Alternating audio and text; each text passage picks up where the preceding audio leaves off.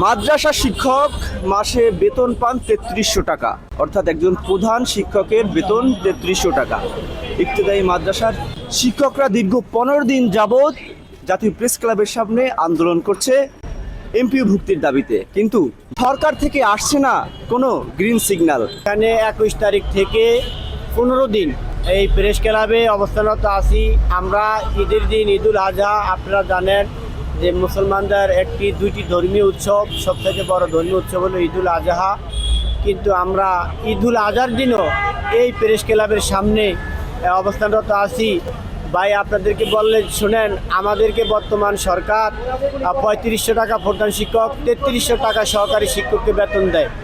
এই বেতনে আমাদের কোনো কর্মেই আমাদের পরিবার পরিজন ছেলে সন্তান নিয়ে চলা কষ্টকর। আমাদেরকে এমপিওর আবেদন নিচ্ছে, কিন্তু আজ এমপি আবেদনের 1 বছর অতিবাহিত হওয়ার পরেও আমাদের এমপি ভুক্তির কোনো গেজেট প্রকাশ করতেছে না।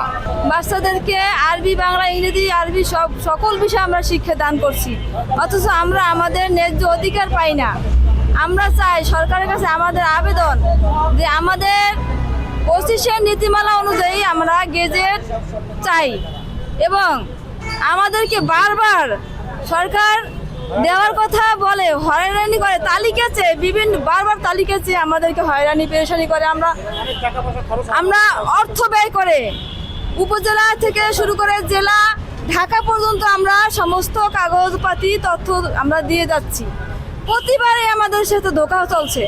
আমরা এই ধোঁকার মধ্যে আমরা থাকতে চাই না। মুসলিম কান্ট্রি আমরা, সরকারও ইসলামিক মাইন্ডের আমি মনে করি। সেই ক্ষেত্রে আমাদের দাবি, আমরা আল্লাহর বান্দা নবীর উম্মত হিসাবে আমরা যেন আমাদের অধিকারটুকু পাই, আমরা মাদ্রাসা শিক্ষার অধিকারটুকু যেন আমরা পাই। আমরা এখানে দীর্ঘ ১৫ দিন রোডে আছি এবং এই রোডে থাকার অনেক কষ্টকর, ভাষায় প্রকাশ করা যায় না। এই রোডে থাকে পাগল, মিসকিন, গরিব, ফকির, মিসকিন থাকে, কিন্তু আমরা শিক্ষক হইয়া আমাদেরকে রোডের পাশে সহায় রাখছেন, কিন্তু প্রধানমন্ত্রী আজ পর্যন্ত আমাদের এই আন্দোলনের কোনো সাড়া দেয় নাই। এই বাংলাদেশে এক জায়গায় 2 গীত হয় না। প্রাইমারি স্কুল জাতীয়করণ করছেন, আমাদের এই ইবতেদায়ী মাদ্রাসা আজ পর্যন্ত কোনো জাতীয়করণের ঘোষণা দেয় নাই। এবং আমরা বাংলা, ইংরেজি, অঙ্ক, আরবি 4টে সাবজেক্ট পড়াই। স্কুলে বাংলা, অঙ্ক, ইংরেজি 3 সাবজেক্ট পড়াই, আর আমরা 4টে সাবজেক্ট পড়াই। আমাদের কিন্তু লেখাপড়ার মানও ভালো, আর স্কুলের লেখাপড়ার মান ভালো না, এরাও জানে। কিন্তু এত কষ্ট করে পড়াই, এই স্বাভাবিক বেতন নিয়ে আমরা কিভাবে ছেলেমেয়েদের নিয়ে জীবনযাপন করবো, আমাদের ফ্যামিলি নিয়ে কিভাবে জীবনযাপন করবো?